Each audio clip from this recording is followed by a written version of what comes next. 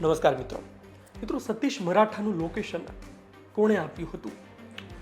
Satish Maratha 5 August 2026ના દિવસે ભેસ્તાન વિસ્તારના સરસ્વતી આવાસ પાસે છે.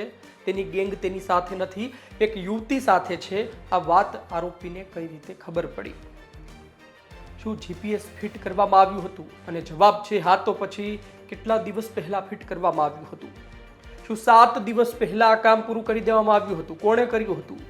વિસ્તારથી આપને માહિતી કહું તો સતીશ મરાઠા મર્ડર કેસ સુરતમાં તેની ચર્ચા આજની તારીખે પણ તે જ છે, કારણ કે આ પછી ગેંગ વોરના પણ સમાચાર મળ્યા હતા. અને આ બધા વચ્ચે રાહુલ સોમન મંડલ, કે જે લાજપોર જેલમાં બંધ હતો, ગુસ્સીટોકનો આરોપી છે, તે મુખ્ય હત્યારો બહાર આવે છે કે તેણે આખું કાવતરું રચ્યું હતું અને તેને મદદ કરી હતી તેને જેલમાં મળનાર કેતન ઉર્ફે સનીએ. એ વાત પર આગળ આવું, પરંતુ રાહુલ મંડલને ભેસ્તાન પોલીસ તેનો કબજો લે છે. સુરત કોર્ટમાં તેને રજૂ કરવામાં આવે છે. 4 દિવસના રિમાન્ડ મેળવવામાં આવે છે અને પૂછપરછમાં તે સામે આવે છે કે જીપીએસ મૂકવામાં આવ્યું હતું. આ જીપીએસ સીટના પાછળના ભાગમાં મસ્ત રીતે ફિટ કરી દેવામાં આવ્યું હતું. અંકુર પાંડે નામ છે. અંકુર પાંડે સાગરીત છે રાહુલ સોમન મંડલનો. અંકુર પાંડે સુધી જીપીએસ પહોંચે છે અને અંકુર પાંડે જે જગ્યાએ સતીશની ગાડી જતી હતી ગેરેજમાં, ત્યાં તેનો મિત્ર હતો એક, તેના મારફતે સતીશની ગાડીમાં એ જીપીએસ ફિટ કરાવે છે.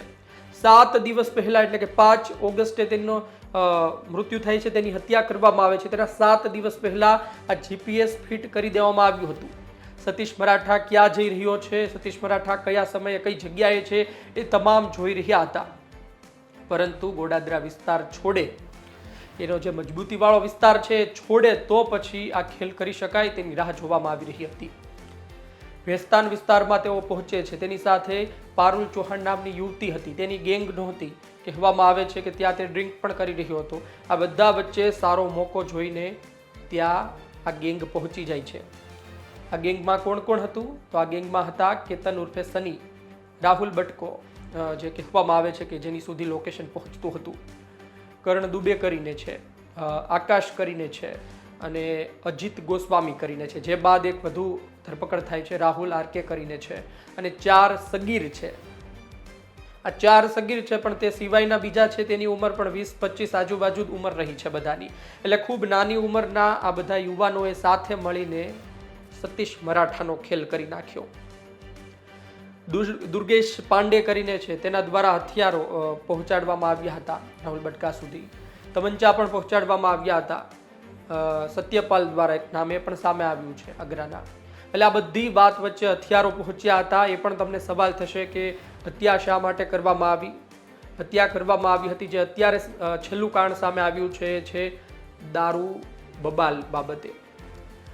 જે રાહુલ સોમન મંડલ છે, દારૂના ધંધામાં પકડ ધરાવે છે, ગુસ્સીટોકનો આરોપી છે અને તેની દારૂના ધંધાને લઈને સતીશ મરાઠા સાથે બબાલો ચાલતી હતી. રાહુલ મંડલના જામીન પણ થઈ ગયા હતા, પરંતુ જો તે બહાર જાય તો સતીશ આરે બબાલ થાય, તેને પણ પોતાના જીવનો ડર હતો. એટલે તેણે વિચાર્યું કે આનું કશું કરવું પડશે. આ બધા વચ્ચે કેતન ઉર્ફે સની જેલમાં આવે છે. સતીશ મરાઠાના સાગરીત ગણેશ ઉપર તેમણે હુમલો કર્યો હતો અને ત્યારબાદ ગણેશ ઉપર હુમલો કર્યા બાદ આ કેતન ઉર્ફે સનીને લાજપોર જેલમાં મોકલવામાં આવે છે. કેતન અને રાહુલ મંડળ મળીને આ પ્લાન બનાવે છે અને ત્યારબાદ આખી ટીમ તૈયાર કરવામાં આવે છે. નાની નાની ઉંમરના છોકરાઓ ભેગા મળીને ત્યારબાદ સતીશ મરાઠાનું ઢીમ ઢાળી દે છે. સતીશ મરાઠાના મૃત્યુ બાદ એ પણ ચર્ચા હતી કે શું સૂર્યા મરાઠી વાળું કોઈ એંગલ છે, કારણ કે 2020માં જે મર્ડર થયું, સૂર્ય મરાઠીનું ઓફિસમાં પહોંચી હાર્દિક પટેલ, જે એની સાથી હતા એક સમય, તેના માણસ હતા. રાહુલ એપાર્ટમેન્ટ, જે પણ એની સાથે હતો એક સમયે તેનો માણસ હતો, એ બધા તેનાથી અલગ પડે છે. 2016માં મનુડાયા મર્ડર કેસમાં સૂર્યા મરાઠી જેલમાં જાય છે. ત્યારબાદ તેઓ બહાર આવે છે અને તે બહાર આવે પછી ઘણું બદલાઈ ચૂક્યું હતું. તેના જ માણસો તેની સામે થઈ ચૂક્યા હતા અને એક દિવસ તેની ઓફિસમાં પહોંચે છે. સામે હુમલા કરવામાં આવે છે. સૂર્યા મરાઠીનું મૃત્યુ થાય છે અને હુમલો કરનાર હાર્દિક પટેલનું પણ પછી મૃત્યુ થાય છે. બચે છે તો રાહુલ એપાર્ટમેન્ટ, સતીશ મરાઠા સહિતના લોકો, જેમને ત્યારબાદ 2025 પછી છોડી મૂકવામાં આવે છે, નિર્દોષ જાહેર કરવામાં આવે છે. અને વાત એ પણ હતી કે શું આનો બદલો લેવામાં આવ્યો છે. ઘણા વિડીયો પણ વાયરલ થયા હતા. પરંતુ જે ડિંડોલી ગોડાદરા બ્રિજ પાસેનો જે દારૂનો અડ્ડાનો વિવાદ કહેવામાં આવે છે, એ અતિ મહત્વનો કહેવામાં આવે છે. આ 1.5 મહિના પહેલા પણ હુમલો થયો હતો, પરંતુ તેમાં સતીશ મરાઠા બચવામાં સફળ રહ્યા હતા. સતીશ મરાઠા જે પારુલ ચૌહાણ નામની યુવતી સાથે હતા તે દિશામાં પણ તપાસ થઈ, તે દિશામાં પણ સવાલો થયા હતા, જોકે તેમાં વધુ કશું માહિતી મળી શકી નથી. રાહુલ એપાર્ટમેન્ટ જે સતીશની સાથે રહેતો હતો, એસઆર કંપની પણ ચાલતી હતી, સતીશ અને રાહુલ કરીને. એ રાહુલ એપાર્ટમેન્ટ ક્યાં છે કોઈને ખબર નથી, કદાચ સુરત પણ તેમણે છોડી દીધું હોય, પરંતુ એ વ્યક્તિ એ છે કે જે વર્ષો પહેલાં પણ એટલે કે સૂર્યા મરાઠી સાથે હતો, સૂર્યા મરાઠીનું પણ મૃત્યુ થઈ ગયું. પછી એ હાર્દિક પટેલની ગેંગમાં હતો, હાર્દિકનું પણ મૃત્યુ થઈ ગયું. ત્યારબાદ એને સતીશ સાથે રહેતા હતા, સતીશનું પણ મૃત્યુ થઈ ગયું. અને રાહુલ એપાર્ટમેન્ટ હવે એ ગેંગનો એક મજબૂત અને સૌથી જૂનો કુખ્યાત વ્યક્તિ છે અને તે હાલ ફરાર, એટલે કે પોતે આ ઘટનાથી દૂર રહેવા માગતા હોય, આ ઘટના પછી એમના પણ જીવને જોખમ માની તેઓ અત્યારે ગાયબ છે. તો આ અત્યાર સુધીના સમાચાર હતા. અને આ સમાચારોમાં સૌથી અગત્યની વાત એ હતી કે જીપીએસ ગોઠવવામાં આવ્યું, ગેરેજમાંથી ગોઠવવામાં આવ્યું, સતીશ મરાઠાને ખબર નહોતી અને આ બધા વચ્ચે તેનો ખેલ પડી ગયો.